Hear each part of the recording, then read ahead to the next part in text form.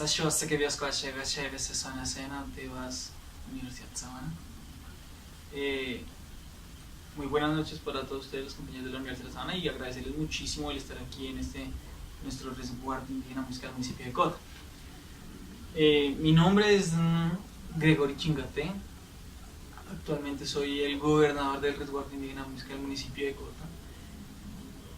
Me dedico a eso, a gobernar mi comunidad, a generar procesos, planes, proyectos, programas que beneficien las distintas dinámicas que nos proponemos desarrollar al interior de nuestro territorio, y no solo al interior de nuestro territorio, sino del municipio y del departamento, puesto que tenemos una gran puesta en marcha por generar la unicidad de las comunidades del departamento, y ahora trabajando también por generar una gran unicidad de los procesos culturales que se llevan en torno a nuestra cultura, en especial pues aquí en nuestro municipio de Cota.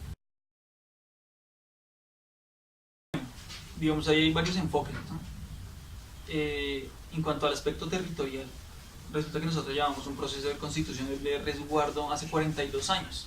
En este proceso de constitución de resguardo pues se dio inicio con el entonces INCORA. Se puso el proceso a caminar con el INCORA. El INCORA pues fue una institución que no dio los lineamientos o los parámetros que se establecían para poder generar la constitución de nuestro resguardo, lo cual dicha constitución lo que genera son salvaguardas a la integralidad de nuestra cultura, de nuestra esencia, de nuestro desarrollo espiritual, cultural, educativo, socioeconómico. Desapareció el INCORA, posteriormente llega el INCODER. El INCODER inició un proceso un poquito más, ¿cómo decirlo? No podemos decir juicioso porque nunca fue juicioso, pero podríamos decir un proceso un poco menos pausado de lo que lo venía haciendo el INCORA. Posterior a esto desaparece el INCODER también, y llega la Agencia Nacional de Tierras en el año 2016. Casualidad que yo también llego por primera vez en el año 2016 a ser gobernador de este nuestro resguardo, y pues fue algo muy bueno porque fueron como esas dos energías que llegan nuevas a querer hacer bien. Como dicen los viejos, escoba nueva barre bien. Entonces habíamos dos escobas nuevas, tanto la Agencia Nacional de Tierras como este nuevo cabildo en cabeza mía. Quisimos dar inicio a este proceso de constitución de resguardo 2016-2017, y ahora constituidos en el año 2018, del 9 de marzo del 2018 constituyen el resguardo indígena Muisca de Cota. Es un hito histórico. Somos el pueblo indígena, el resguardo indígena más cercano en cualquier capital del mundo. Estamos a solo 5 minutos de la ciudad de Bogotá, y esto genera una protección a nuestra integralidad cultural, física y espiritual. Pero son derechos que a través del tiempo no han sido garantizados por este Estado colombiano civil y de derecho, sino ha sido una lucha de los pueblos, y ha sido una lucha en la que hemos tenido que poner muertos en las mingas de resistencia. Ha sido una lucha en la que hemos tenido que sacrificar gente para poder hacer garantizar y valer los derechos nuestros, sabiendo y teniendo conciencia de que nuestros derechos no son nuestros derechos de la gente que estamos ahora.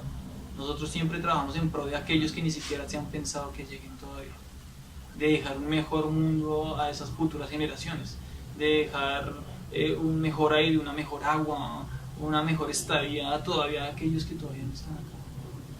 Pero el Estado no logra entender eso, porque tenemos una sociedad consumista, ¿sí? Y entonces, al tener una sociedad consumista, los derechos del otro valen muy poco cuando se trata de beneficios económicos.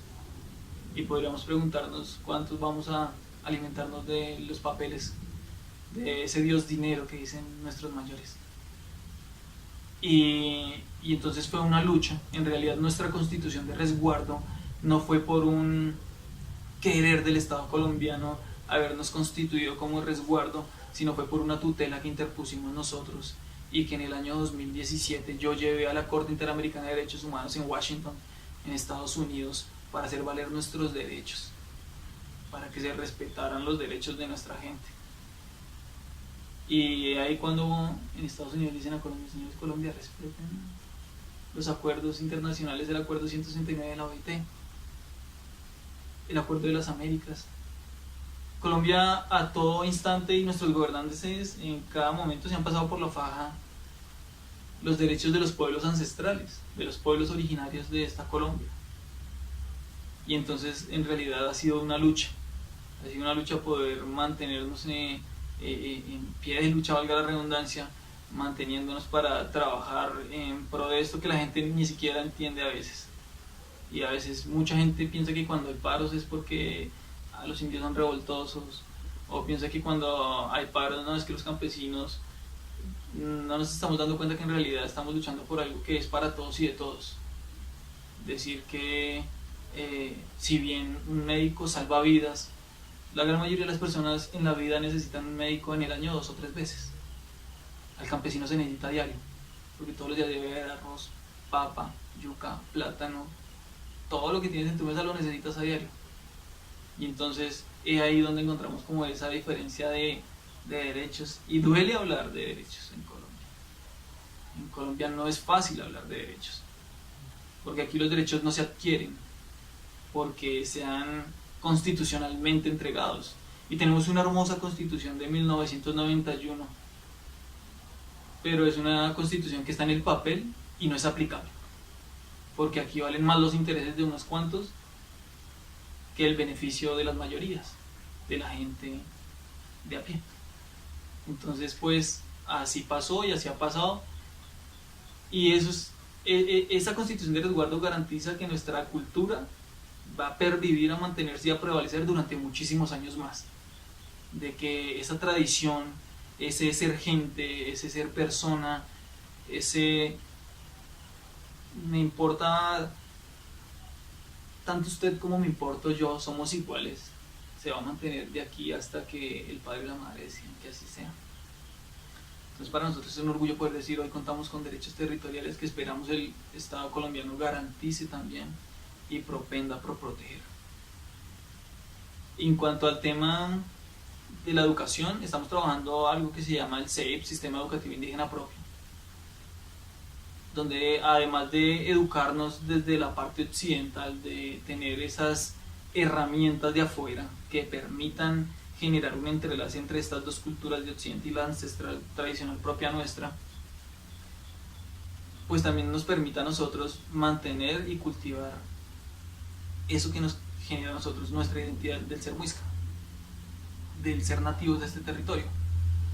Ese sistema educativo indígena propio va a permitir de que, aunque nos vamos a formar como profesionales, nunca vamos a perder esa esencia de lo que somos nosotros y de lo que nuestros padres han luchado por mantener a través de la historia y del tiempo. Estamos también trabajando sobre un sistema de salud, se llama el SISPI, Sistema Indígena de Salud Integrado y Propio, donde estamos tratando de articular las dos formas de salud, de medicina, la medicina occidental y la medicina ancestral tradicional.